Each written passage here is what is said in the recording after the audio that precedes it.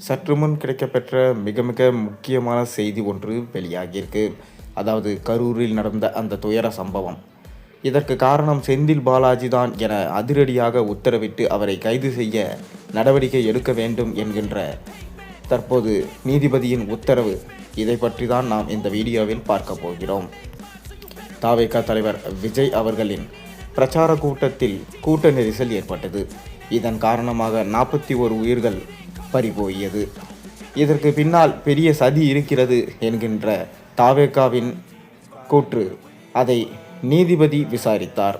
அதாவது தனி கமிஷன் அமைத்து இதற்கு யார் காரணம், அருணா ஜெகதீசன் கமிஷனை வைத்து இதற்கு யார் காரணம் என்பதை தற்போது விசாரித்தனம் நடத்தி கொண்டுதான் வருகிறார்கள்.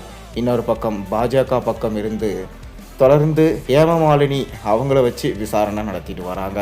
அப்படி என்னதான் கரூரில் நடந்தது, கூட்ட நெரிசலில் எப்படி சிக்கி பலியானார்கள், அது மட்டும் இல்லாமல் ஆம்புலன்ஸ் எப்படி தொடர்ந்து வரிசையாக வந்தது, அது மட்டும் இல்லாமல் 5 நிமிடத்தில் செந்தில் பாலாஜி எப்படி மருத்துவமனையில் இருந்தார் போன்கின்ற பல திடுக்கிடும் விஷயங்களை நமக்கு தெரிய வந்திருக்கு.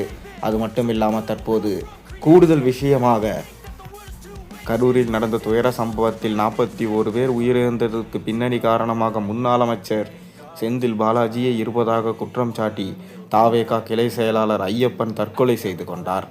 அவரது தற்கொலை கடிதத்தில் விஜய் கரூர் வருகையின் போது போதிய காவல்துறை பாதுகாப்பு ஏற்பாடுகள் செய்யவில்லை என்றும், விஜய் ரசிகர்கள் சிறப்பாக பணியாற்றினாலும் செந்தில் பாலாஜி பல்வேறு அழுத்தங்கள் மற்றும் புதுமையான முறைகளில் நெருக்கடி ஏற்படுத்தியதால் இந்த பெரும் துயரம் நடப்பதாக குற்றம் சாட்டியுள்ளார்.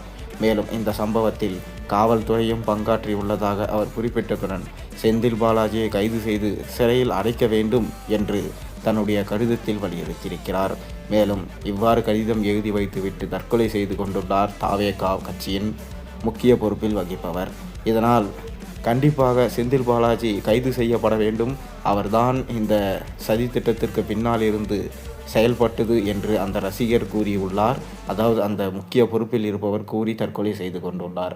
இது நாடு முழுக்க பெரும் அதிர்வலைகளை ஏற்படுத்தியுள்ளது. அதனால் செந்தில் பாலாஜி கைது செய்யப்படுவாரா, அவர் சிறையில் அடைக்கப்படுவாரா? இந்த கரூரின் கோர சம்பவத்தில் பின்னணி யார் என்பது உங்களுக்கு தெரிந்தால் மறக்காமல் கீழே கமெண்ட்டில் கருத்துக்களை பதிவிடுங்க.